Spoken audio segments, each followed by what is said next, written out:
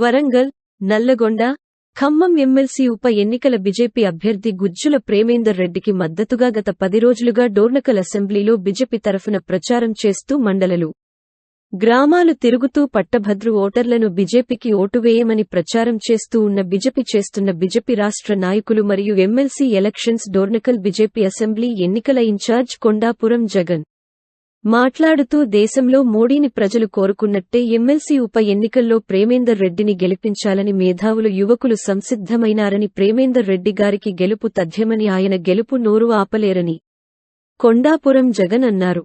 Congress party, TRS party ఇచ్చిన ఉచిత హామీలను ప్రజలు అర్థం చేసుకున్నారని, వారికి ఓటు వేసిన దండగని మేధావులు భావిస్తున్నారని జగన్ అన్నారు. ఈరోజు సీరోల్ మండల్లో పలు గ్రామాల్లో పర్యటించి ప్రేమేందర్ రెడ్డి గారికి ఓటేయాలని మేధావులను కలవడం జరిగింది. ఈ కార్యక్రమంలో బీజేపీ మండల అధ్యక్షులు దిలీప్, మండల ప్రధాన కార్యదర్శులు వీరన్న, రజనీ తదితరులు పాల్గొన్నారు.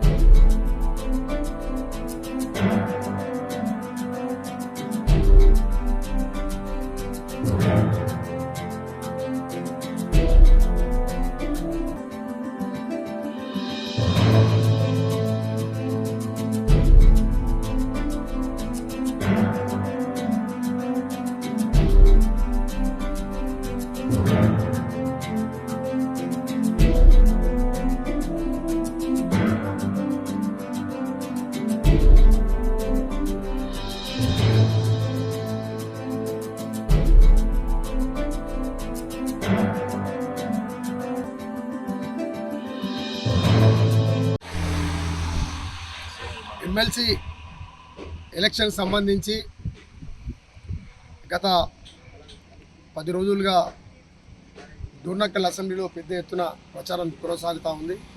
ఏ ఊరికి పోయినా, ఏ తాండకు పోయినా ప్రజలందరూ కూడా భారతీయ జనతా పార్టీకి, మోడీ గారికి ఓటేస్తాం. ఎందుకంటే ప్రేమేందర్ రెడ్డి గారు కూడా పార్టీ కోసం, ఈ దేశం కోసం, ధర్మం కోసం పనిచేస్తారు కాబట్టి వారికి ఖచ్చితంగా ఓటేస్తామని ప్రజలందరూ చెప్తా ఉన్నారు.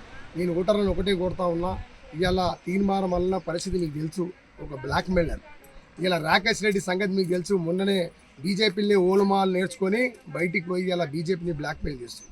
కాబట్టి ఇప్పుడున్న పరిస్థితుల్లో దేశంలో మోడీ ప్రభుత్వం వస్తూ ఉంది. ఇక్కడ అభివృద్ధి జరగాలన్నా, ఏ పని జరగాలన్నా మరి సమర్థుడు ఒక 30 ఏళ్ల నుంచి దేశం కోసం, ధర్మం కోసం ప్రాణత్యాగం చేసి పని చేస్తున్న వ్యక్తి ప్రేమేందర్ రెడ్డి గారికి మరి మొదటి ప్రాధాన్యత ఓటేసి గెలిపేయాల్సిందిగా కోరుతా ఉన్నాను. ఎందుకంటే ఆయన పార్టీలు మారలే, ఎన్నో అవకాశాలు వచ్చినాయి, అయినా పార్టీలు మారకుండా ఒక భారతీయ జనతా పార్టీగా విద్యార్థి దశ నుండి ఏబీపీ, ఆర్ఎస్ఎస్, బీజేపీ, బీజేవైఎం అలా పనిచేస్తూ ఇవాళ బీజేపీ రాష్ట్ర ప్రధాన కార్యదర్శిగా సమర్థవంతంగా ఇవాళ 10-15 సంవత్సరాలుగా పనిచేస్తూ ఉన్నారు. అనుభవం ఉంది, కేంద్ర ప్రభుత్వం నుంచి నిధులు తెచ్చే ధైర్యం ఉంది, ఆయన నడిపించే ధైర్యం ఉంది. కాబట్టి వారికి మొదటి ప్రాధాన్యత ఓటేసి మరి గెలిపించవలసిందిగా మరి ఈ ప్రాంత ప్రజలందరినీ, మేధావుల్ని కోరుతా ఉన్నాం.